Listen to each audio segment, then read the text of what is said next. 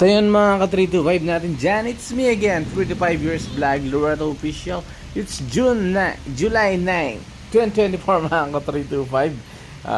Muntik pa tayo mag-throwback mga ka-325, July na pala.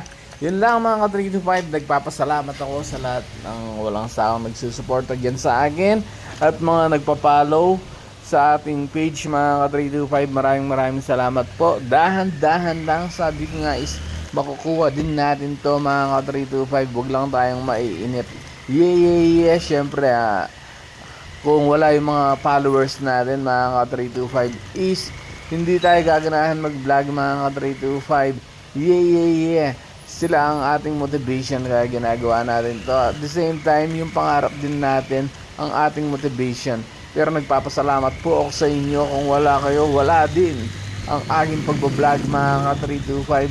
Maraming salamat sa inyo. Sana patuloy nyo akong suportahan sa aking mga ginagawang content, mga working vlogger. At ito mga ka-325, papasok na naman tayo sa trabaho dyan mga ka-325.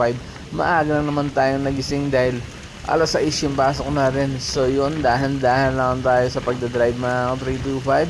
Kung papasok ka rin ng trabaho ngayon, sana is mag-ingat ka mga ka-325 lagi. Yeah. Huwag kang magmamadali sa lahat ng bagay dahil makakarating ka rin basta maaga ka lang umalis mga ka-325 para safety kang aalis sa bahay, safety ka rin makakarating sa iyong pupuntahan, trabaho man yan, business man yan, pag-aaral man yan.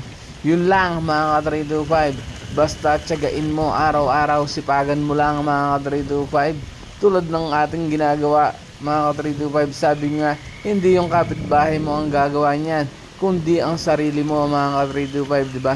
Yeah. Yun lang mga ka-325. Sana is nasa mabuti po kayong kalagayan ngayong oras na to mga ka-325. Eto, papasok na naman tayo sa trabaho. Sabi nga, yan ang motivation natin. Yeah. At syempre mga ka-325, special shoutout sa lahat ng aking mga tropa dyan na sumusuporta sa akin na walang sawa at mga new followers mga ka-325. Dito sa ating vlog is lagi kong sinasabi is tiyaga lang mga ka-325. Darating ang panahon is makukuha din natin ang pangarap natin sa buhay. Yeah. Tulad ng sinasabi ko, lahat ng pangarap ay hindi nakukuha sa mabilisan. Hindi mo yan makukuha sa isang minuto, sa isang oras, sa isang araw, sa isang buwan, sa isang taon.